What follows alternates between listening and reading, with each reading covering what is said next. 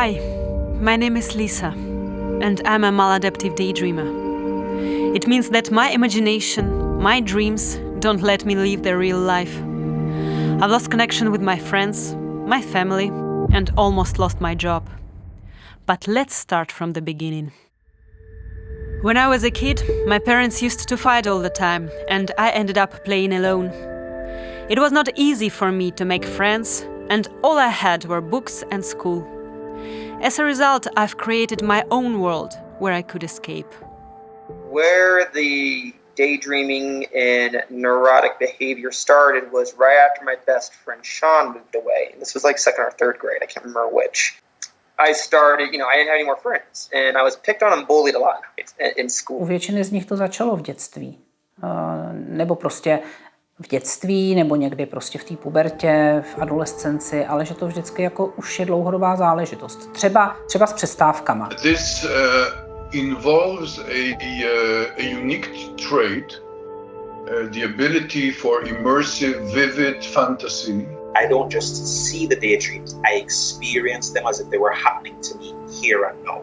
The combination of having the trait and having other stressful circumstances can contribute to the development of the disorder, because it is sometimes for some people much preferable to live in an imaginary, self-created, self-controlled world than in the painful reality. And when they grow up, then it becomes a habit and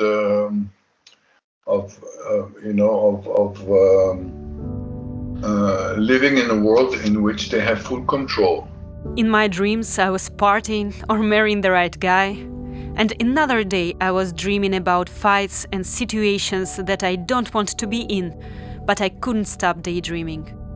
The plots could be both realistic and fantastic, but all of them evoked strong emotions. I've daydreamed whole worlds with their own particular nuanced things. I've created characters with backstories. Možná, že v tom denním snění člověk potřebuje prožít hodně těch silných emocí, takových těch, co vám úplně svírají hrudník a bolí vás srdce. Nebo potřebujou vlastně jakoby z úzkosti se v tom denním snění na něco nepříjemného připravit. For other people it may look totally crazy. To daydream I need music and some kind of movement, walking or pacing. It makes me fall into some kind of trance. I would pace back and forth. Sometimes I'd sit on the edge of my bed and I would speak out loud. It also has some unique features in the sense that it, in many cases, requires some sort of movement which we don't understand the function of, either walking, pacing, rocking. And in many cases also there is a great importance to music, to playing music to evoke like a musical score of a film, to evoke the emotions. If you hear a certain song or whatever, it might remind you of a scene that's played out before, and boom, it's right back. I thought that once I grew up and leave my parents' house, I would stop daydreaming and enjoy my life. It was not the case.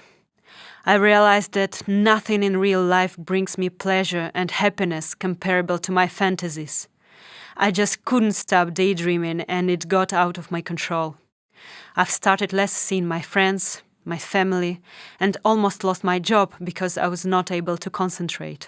Že jako maladaptivní už se může označovat to, které nějak přesahuje nějakou míru, které prostě zabírá větší část toho klientova dne nebo toho lidského dne, kde člověk utíká od reality. It was like someone set you down in a chair and tied you to the chair, turned on the TV and forced you to watch these movies and images and scenes going through my mind. I could not turn them off. It was 24/7. Apparently, the need to daydream competes with attention resources, and so demands attention resources. And some people occasionally, every few minutes, slip into a brief period of fantasizing, and that can interfere with concentration.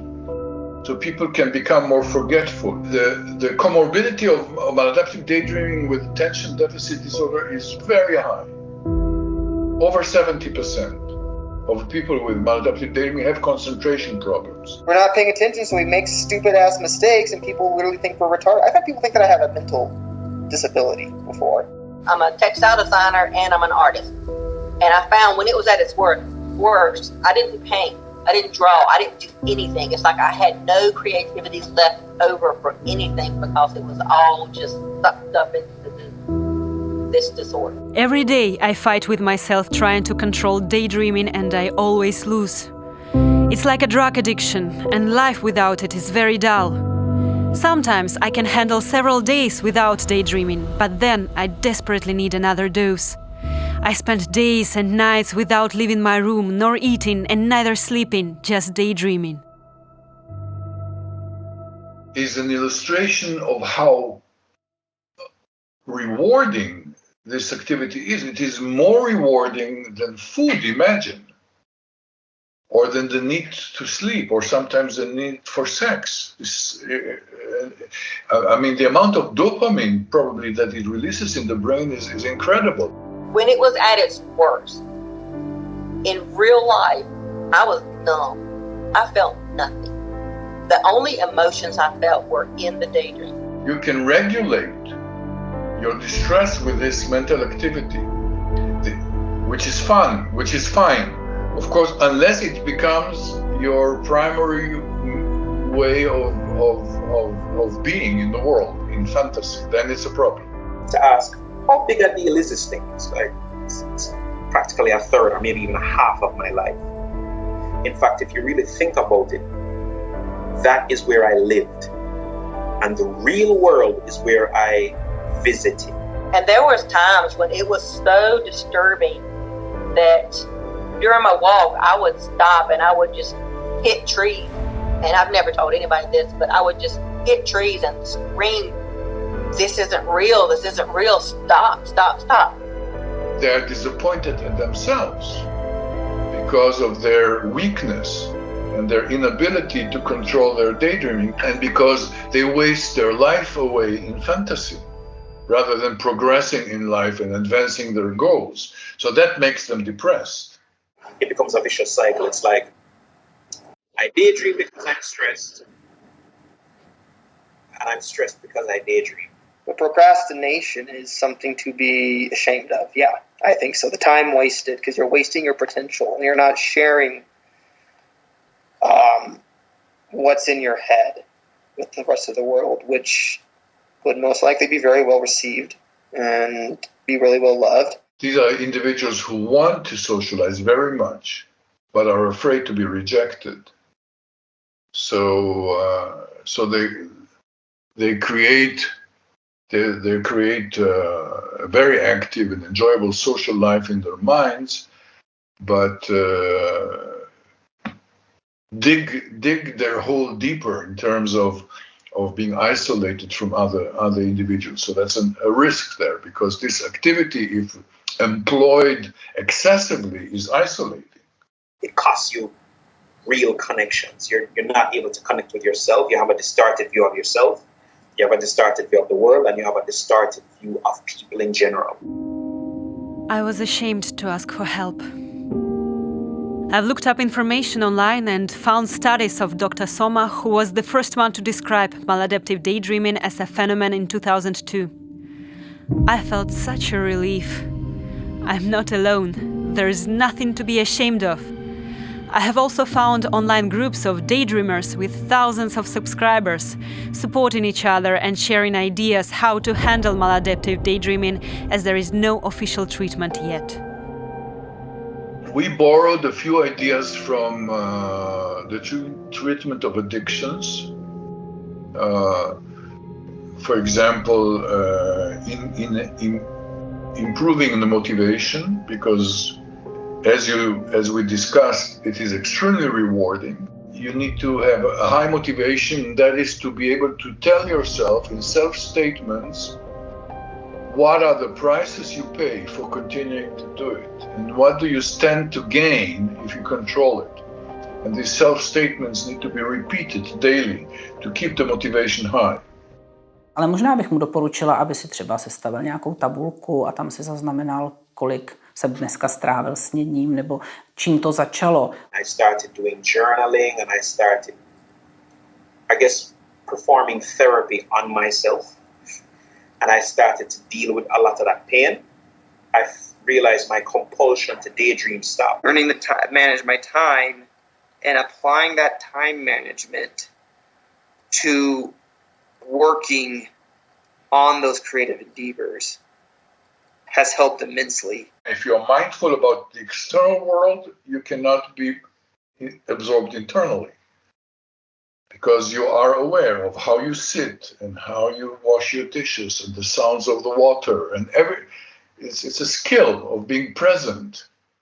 Já si vlastně myslím, že jsme nikdy jako cíleně nepracovali na tom denním snění, ale spíš na těch okolních tématech a ono to denní snění pak buď trošku ztratilo význam, anebo se mírně změnilo. I have struggled, and like I said, it's a lot better now. I think because one, that my hormones have settled down some, and also I've learned a lot of techniques to help control it. If you have an empty life and daydreaming is your escape, you don't fix the daydreaming, you fix the empty life. I think proper therapy for MADD is manifesting those dreams into reality, as well as learning how to be an adult and deal with the harshness of life, period. There are coming new researches, and new data should lead to better understanding and treatment of maladaptive daydreaming and its possible inclusion to the new edition of the Manual of Mental Disorders.